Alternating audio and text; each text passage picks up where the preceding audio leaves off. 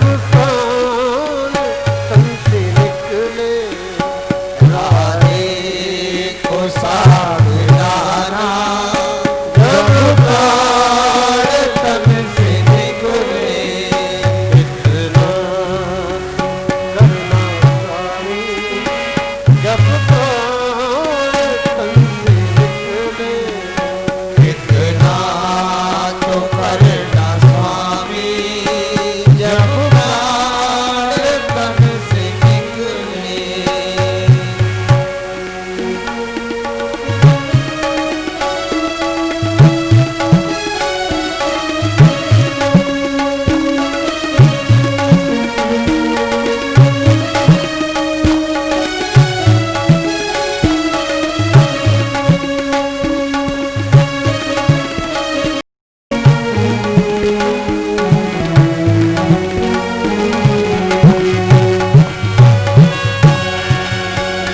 एक भक्त की है अर्जी, खुद दर्ज की है दर्जी, एक भक्त की है अर्जी, खुद दर्द की है अर्जी।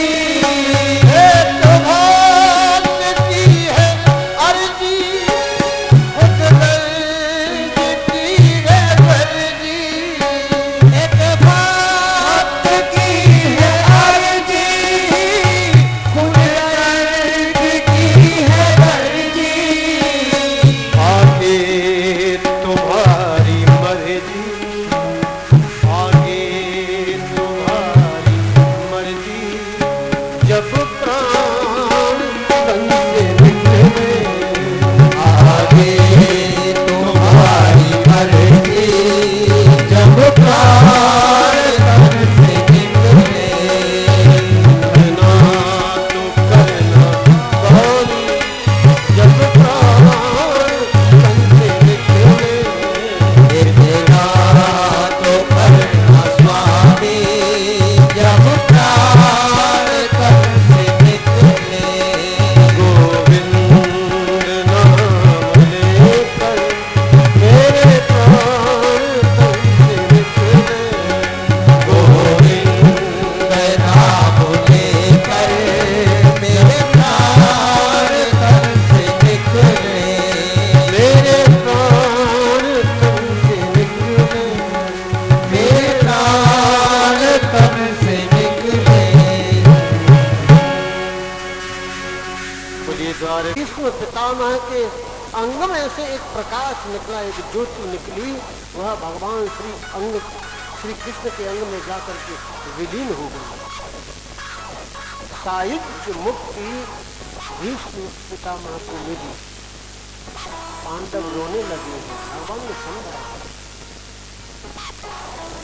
भगवान ने समझाया वीतरागी संत थे, शायद मुक्ति ने प्राप्त हुई, आप क्यों रो रहे हैं? अंतिम संस्कार किया, सभी लोग हस्तिनापुर लौट करके आए। महाराज धर्मराज ने कहा, अर्जुन तुम द्वारकानाथ के साथ जाओ, द्वारिका को दुल्हन की तरह सजाया गया है भगवान के आगमन की प्रसन्नता में। भगवान की 7 माँ है, 7 माँ। भगवान पहुंचे, रथ से उतर के माताओं को प्रणाम किया। माताओं ने भगवान श्री कृष्ण को पुचकारा, चूमा, प्यार किया। माँ अगर पुत्र के माथे को चूमती है ना, पुचकारती है ना माथे को, तो इससे पुत्र की उम्र बढ़ती है। भगवान द्वारकानाथ द्वारका में पहुंचे, इधर उत्तरा के गर्भ से पुत्र का जन्म हुआ। सभी लोग प्रसन्न हैं। बालक गर्भ से बाहर आते ही चारों ओर देखने लगा है। क्या देख रहा है कि गर्भ में जिसने मेरी रक्षा की थी वो कहाँ है? वो नहीं दिखाई दे रहा, बाकी सब दिखाई दे रहे हैं। द्वारकानाथ को सूचना पहुंची है तो द्वारकानाथ कुर्ता टोपी लेकर के आए। और बालक को जैसे ही गोद में लिया ना, बालक हंसने लगा। हाँ, यही तो हैं जिन्होंने गर्भ में मेरी रक्षा की थी। ज्योतिषियों ने बताया बड़ा यशस्वी प्रजा पालन में महाराज इक्ष्वाकु के समान होगा, शरणागत वत्सलों में महाराज दशरथ के समान होगा, दानियों में कर्ण के समान होगा, धनुष विद्या में महाराज युधिष्ठिर के समान होगा। परंतु एक बात अच्छी नहीं होगी। क्या बात अच्छी नहीं होगी? इसको संत का शाप लगेगा, जिसके कारण इसकी मृत्यु हो जाएगी। परंतु वह संत का शाप भी अभिशाप नहीं, वरदान में परिणत हो जाएगा। क्योंकि भगवान श्री कृष्ण की अनुकंपा से यह एक ऐसा इतिहास रचेगा जिससे कि संसार के लोगों की मुक्ति होगी। और आज अगर परीक्षित का जन्म पीढ़ी दर पीढ़ी कल्याण करता चला जाएगा, यह श्रीमद् भागवत महापुराण।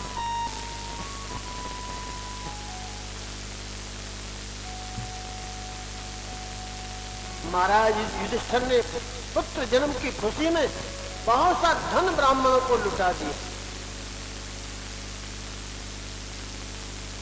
सौनक जी ने पूछा, गुरुदेव सुभद्रा भगवान की बहन थी और ये परीक्षित सुभद्रा का पोता है, तो इसे शाप क्यों लग गया? सूर्य जी ने कहा, सौनक जी अब मैं आपको वही सुनाने जा रहा हूं। एक बार प्रभास क्षेत्र में सारे यदुवंशी आए। संत के शाप के कारण समस्त यदुवंशी आपस में लड़कर के समाप्त हो गए। यहाँ इतना ही अंश कहा गया है, आगे 12 स्कंद में यह कथा विस्तार से कही जाएगी, कही गई है। भगवान श्री कृष्ण अपनी लीला का संवरण करके गोलोक चले गए। अर्जुन भगवान की पत्नियों को लेकर के लौट रहे हैं द्वारिका हस्तिनापुर के लिए। मार्ग में भीलों ने भगवान की पत्नियों को छुड़ा लिया। मनुज बली नहीं होता है, समय होत बलवान। भीलन लूटी गोपिका, वही अर्जुन वही बाण। अर्जुन भी वही है और बाण भी वही है, जिन्होंने महाभारत विजय किया। आज अर्जुन को क्या हो गया? भगवान श्री कृष्ण की जो छत्र छाया थी, जो शक्ति थी, वो विलीन हो गई, वो चली गई। लौट करके आ रहे हैं अर्जुन।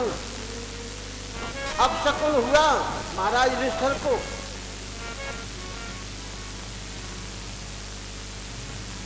कि महाभारत युद्ध जब हुआ है, महाभारत युद्ध से पहले विदुर जी आए थे धृतराष्ट्र के पास समझाने के लिए, भैया ये तुम्हारा पुत्र है ना दुर्योधन, इसको समझाओ, नहीं तो इसके कारण सारा का सारा कुरुवंश नष्ट हो जाएगा। धृतराष्ट्र बोले ये हमारा कहना नहीं मानता।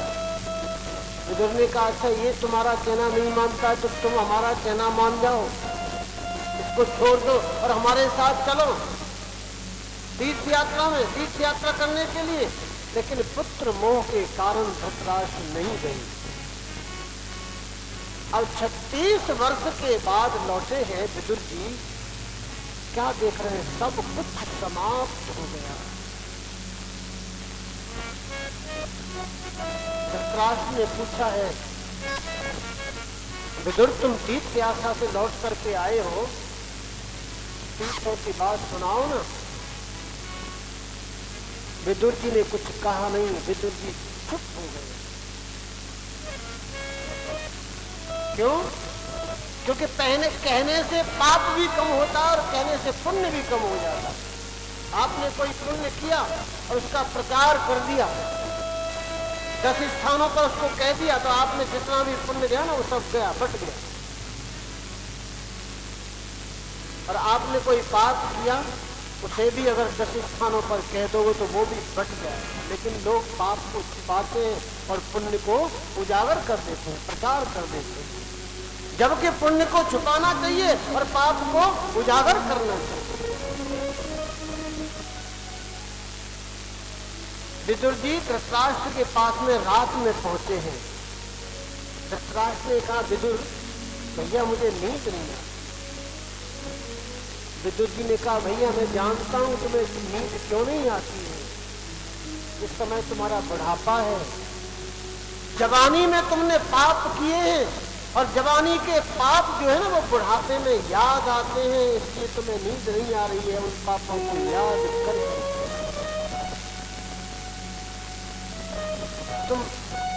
तुम एक बात मुझे बताओ, आपको ग्लानि नहीं होती, आपको हीनता का अनुभव नहीं होता? क्यों? क्योंकि जिन पांडवों ने आपके 100 पुत्र मार दिए, आप उन्हीं के हाथ की रोटी खा रहे हो। और ये भीम आपको फेंक करके रोटी देता है, जैसे कुत्ते को रोटी डालते हैं उस तरह से आपको रोटी देता है। फिर भी आपको लज्जा नहीं आती, फिर भी यहाँ पड़े पड़े इनके हाथ की रोटी खा रहे हो। चलो मेरे साथ अभी यहाँ से। रात में ही लेकर के चल दिए, हरिद्वार पहुंचे, सप्त सरोवर में जाकर के बिठाया।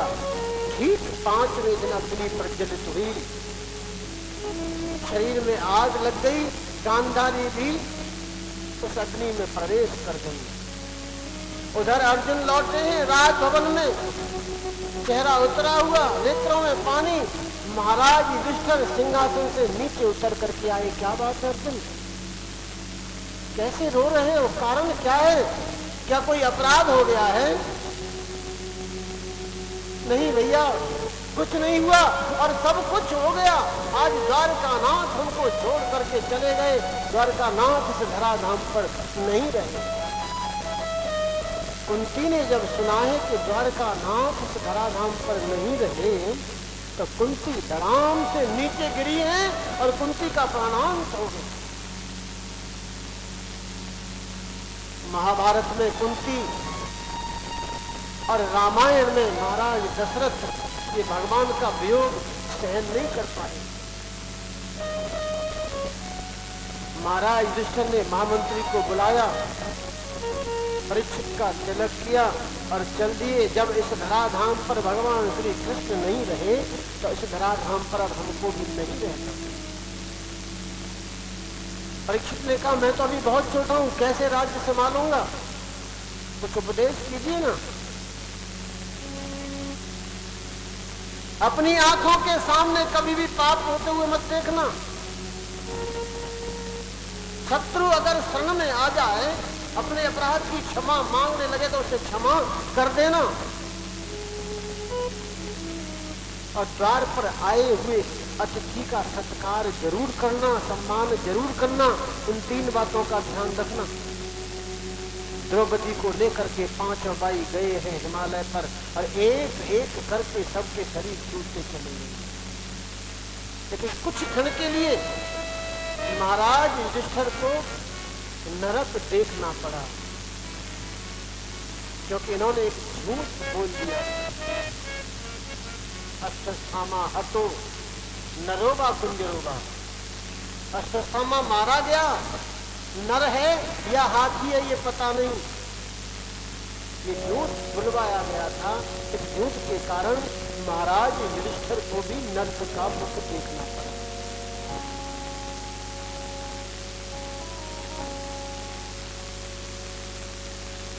सूत जी कहते हैं सनक जी, परीक्षित के राज्य में न कोई चोरी करता है, न कोई झूठ बोलता है, न कोई मदिरापान करता है, सब जगह आनंद ही आनंद है। यज्ञ होते रहते हैं, सत्संग होते रहते हैं, कथाएं होती रहती हैं।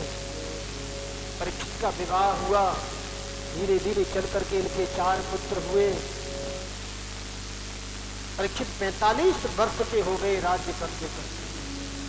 एक दिन इनके मन में आया कि मेरे राज्य में अनेक ऋषि मुनि रहते हैं, तपस्या करते हैं, चल करके देखी उनका हालचाल पूछे चलते। अपने कोषागार में पहुंचे, एक बहुत ही सुंदर मुकुट रखा हुआ था, उस मुकुट को धारण किया, घोड़े पर सवार हुए और निकल गए वन की ओर। वन में जा रहे हैं, सामने एक दृश्य देखा, एक बैल खड़ा हुआ है जिसके 3 पैर कटे हुए हैं, केवल एक पैर से खड़ा है वह बैल। उसके पास में एक गाय खड़ी हुई है, वो गाय रो रही है।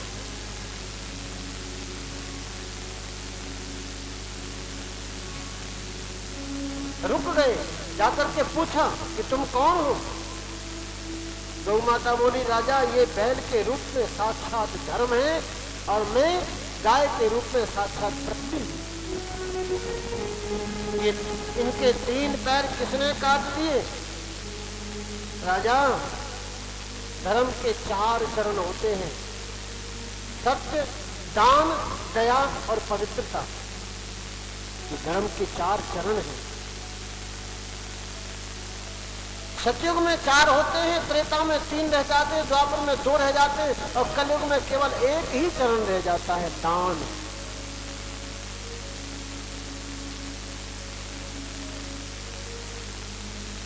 इनके 3 पैर कलयुग ने काट दिए।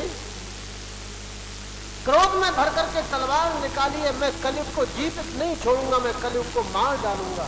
कलयुग पास में ही खड़ा हुआ था। भयभीत हो गया कलयुग, ये राजा परीक्षित मुझे मार डालेंगे। भयभीत होकर के चरण पकड़ लिए, राजन मैं निर्दोष हूं, मुझे क्षमा कीजिए। देखा शत्रु शरण में है, शरण पकड़ रहा है। महाराज युधिष्ठिर की बात ध्यान हो आई तो बोले ठीक है, तलवार को रोक लिया। मेरे राज्य की सीमा से बाहर निकल जाओ। कलयुग ने कहा कि उदयाचल से लेकर के अस्ताचल तक आपका राज्य है, मैं कहां जाऊं? मुझे रहने के लिए कोई स्थान दो। राजा परीक्षित ने मन में विचार किया, सोचा कि इस कलयुग में बहुत सारे दोष हैं, परंतु कुछ गुण भी इसमें बहुत अच्छे हैं। कौन कौन से गुण अच्छे हैं? कलयुग केवल नाम आधारा, सुमेरे सुमेरे नर उतरहि पारा। कलयुग में केवल भगवान का जो नाम है ना, वही एक आधार है इस भवसागर से पार जाने के लिए।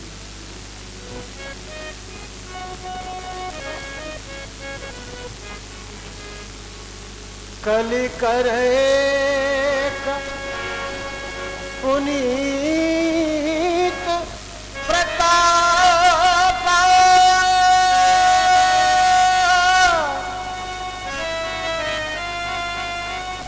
मानुष पुण्य होहि नहीं पापा।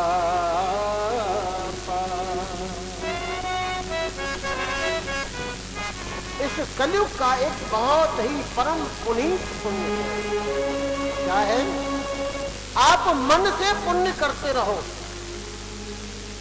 शरीर से नहीं कर सकते, वचन से नहीं कर सकते, कर्म से नहीं कर सकते, मन से तो पुण्य करते रहो कम से कम। अरे मन से पुण्य करने में क्या जाता है आपका? सबके बारे में अच्छा सोचो, भला सोचो, किसी का बुरा मत सोचो।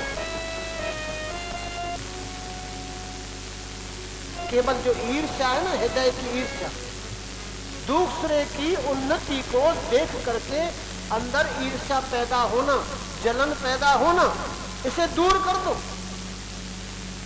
मन से पुण्य करते रहो। मन से पुण्य करते रहोगे तो शरीर से किए हुए जो पाप है ना, उनका फल नहीं भोगना पड़ेगा। ये कलयुग के गुण है। मन में विचार किया राजा परीक्षित ने, ठीक है, मेरे राज्य में कोई जुआ नहीं खेलता, मेरे राज्य में कोई शराब नहीं पीता, मेरे राज्य में कोई पर स्त्री गमन नहीं करता, मेरे राज्य में कहीं हिंसा नहीं होती। 4 स्थानों को विचार करके कहा कि जाओ इन 4 स्थानों पर निवास करो। कलयुग ने कहा, राजन आपके राज्य में इन 4 कामों में से एक भी काम नहीं होता। और विचार करके मुझे स्थान दीजिए। राजा परीक्षित ने कहा, ठीक है, जाओ स्वर्ण में निवास करो, सोने में निवास करो। और राजा परीक्षित का इतना कहना हुआ और कलयुग आकर के राजा परीक्षित के मुकुट में बैठे, मुकुट में बैठा और अपनी लीला प्रारंभ कर दी। क्योंकि कलयुग क्या है, ये अधर्म का सहायक है। अब यहां से राजा परीक्षित अधर्म करेंगे। आप लोग विचार करेंगे कि सोने में तो भगवान का वास होता है। सोना ऐसी धातु है कि सोने में तो भगवान का वास होता है, कलयुग आकर के कैसे बैठ गया? नीति की कमाई से जो सोना घर में आएगा उसमें भगवान का वास होगा, और अनीति की कमाई से जो सोना आएगा उसमें कलयुग का वास होगा। अरे सोने के आभूषण कराओ तो पहले भगवान को धारण कराओ। सोने के आभूषण बनवाए हैं तो घर में भगवान है, ठाकुर जी, पहले उनको धारण कराओ। प्रभु कोई भूल न हो गई हो, कोई त्रुटि न हो गई हो, पहले आप इनको धारण करो। ऐसा मन में विचार रखोगे तो उस स्वर्ण में कलयुग का वास नहीं होगा। ये जो मुकुट धारण कर रखा है राजा परीक्षित ने, ये जरासंध का मुकुट है। जरासंध ने अनीति की कमाई की थी, अनीति की कमाई से इस मुकुट को बनवाया था। तो अवसर मिलते ही बैठ गया और यहाँ से लीला अपनी प्रारंभ कर दी। राजा परीक्षित ने गऊ और बैल दोनों को निर्भय कर दिया। बैल के चारों पैरों को जोड़ दिया, निर्भय कर दिया। राजा परीक्षित यहाँ से आगे निकले, घोर जंगल में निकल गए। प्यास लगी है, प्यास के कारण गला सूखने लगा। सामने देखा एक ऋषि का आश्रम है, शमीक ऋषि का आश्रम। शमीक ऋषि के आश्रम में पहुंचे। शमीक ऋषि समाधि लगा करके बैठे हुए थे, पद्मासन लगा करके, नेत्र बंद करके। इन्होंने आवाज लगाई, लेकिन शमीक ऋषि तो समाधि में बैठे हुए थे। जितने भी बालक थे वो आश्रम के समीप ही खेल रहे थे। कोई राजा परीक्षित की अगवानी नहीं कर पाया, कोई उनकी बात को नहीं सुन पाया, किसी ने उनको जल प्रदान नहीं किया। कलयुग ने अपनी लीला आरंभ की। राजा परीक्षित मन में विचार करने लगे कि मैं यहाँ का राजा हूँ, अरे मेरे राज्य से इन ऋषियों को, मुनियों को, ब्राह्मणों को सहायता मिलती है, और ये मेरा अनादर कर रहे हैं, मेरा आदर नहीं कर रहे हैं। अरे इनका काम तो ये था कि मुझे आते हुए देख करके मेरा सम्मान करना चाहिए, मैं यहाँ का राजा हूँ। क्रोध में भर करके चारों तरफ नजर डाली है तो झाड़ी में मरा हुआ एक सर्प पड़ा हुआ है। उस सर्प को उठाया और शमीक ऋषि के गले में उस सर्प को, मरे हुए सर्प को डाल दिया। लौट करके चले आए। बच्चे पास में ही खेल रहे थे, किसी बच्चे ने देख लिया कि ये राजा हमारे पिताजी के गले में मृत सर्प डाल रहा है। तो शमीक ऋषि के पुत्र हैं श्रृंगी ऋषि। श्रृंगी ऋषि से जाकर के कह दिया। श्रृंगी ऋषि आए, मरे हुए सर्प को पिताजी के गले में देखा। श्रृंगी ऋषि ने हाथ में जल लिया और संकल्प किया कि जिस राजा ने मेरे पिताजी के गले में मृत सर्प डालने का यह अन्याय किया है, मैं उसे शाप देता हूँ। आज से ठीक 7वें दिन तक सर्प उसे डसेगा, उस राजा की मृत्यु हो जाएगी।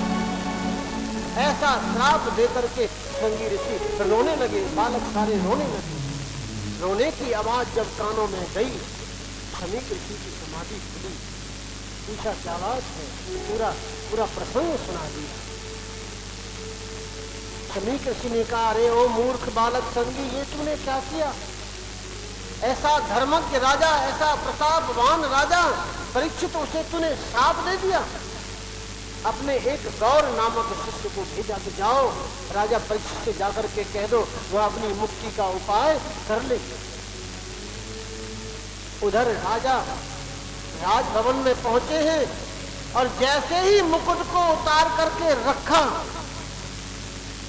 एकदम से सन्नाटा हुआ कि अरे राजा परीक्षित, ये तूने क्या किया? जिस संत के चरणों में तुझे अपना मस्तक रखना चाहिए था, जिस संत के गले में तुझे फूलों का हार पहनाना चाहिए था, तो उस संत के गले में मृत सर्प डाल करके आया है।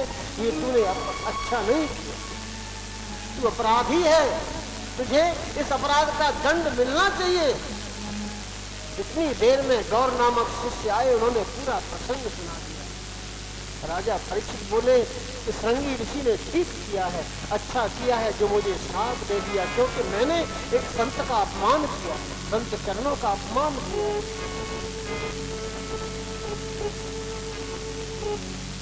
राजा ने शीघ्र ही अपने पुत्र जन्मेजय को बुलाया, सिंहासन पर बिठाया, राज तिलक कर दिया। बेटा तुम राज्य संभालो, मैं जा रहा हूं, अपनी मुक्ति का कोई उपाय मैं गंगा किनारे जाकर के करूंगा। और आज तक उदयाचल से लेकर के अस्ताचल तक इसके इशारे पर सब कार्य होते थे। आज वह राजा परीक्षित सब कुछ छोड़ करके, सब कुछ त्याग करके गंगा किनारे आकर के अकेले बैठ गए, आमरण अनशन का व्रत लेकर। जिंदगी का क्या भरोसा है, इस जिंदगी का साथ देती नहीं ये, साथ देती नहीं ये किसी का। क्या भरोसा है इस जिंदगी का, क्या भरोसा है इस जिंदगी का, साथ देती नहीं है किसी का, साथ देती नहीं है किसी का।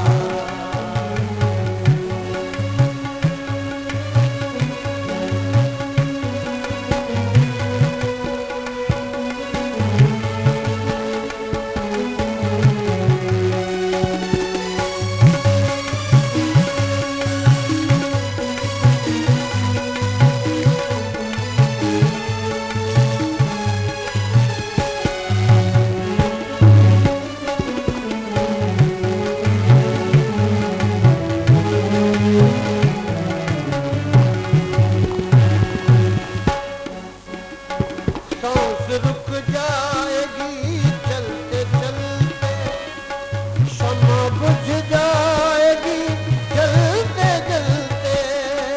सांस रुक जाएगी चलते चलते, शम्मा बुझ जाएगी जलते जलते। सांस रुक जाएगी चलते चलते, शमा बुझ जाएगी जलते जलते। सांस रुक जाएगी चलते चलते, शम्मा बुझ जाएगी जलते जलते।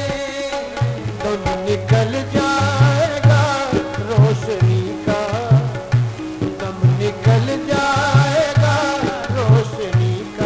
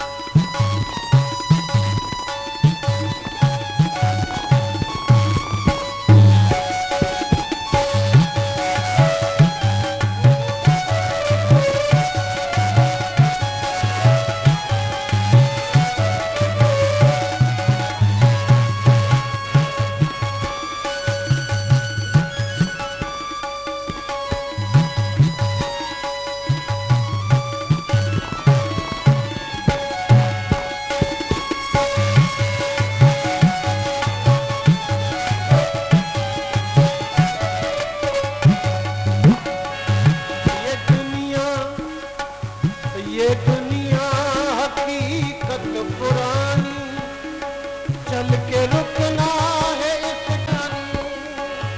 ये दुनिया हकीकत पुरानी, चलते रुकना है इसकी रवानी। ये दुनिया हकीकत पुरानी, चल के रुकना है इसकी रवानी। ये दुनिया हकीकत पुरानी, चलते रुकना है इसकी रवानी। फर्ज पूरा करो बंदगी का, फर्ज पूरा करो बंदगी का, साथ देती नहीं ये किसी का। फर्ज पूरा करो बंदगी का, फर्ज पूरा करो बंदगी का, साथ देती नहीं है किसी का।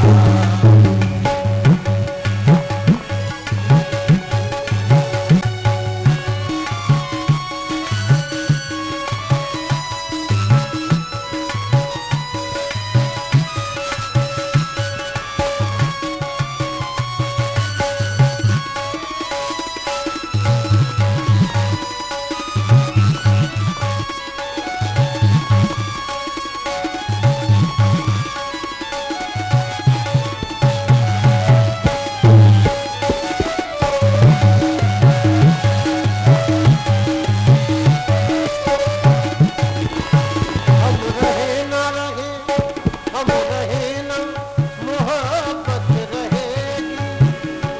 दास्तां अपनी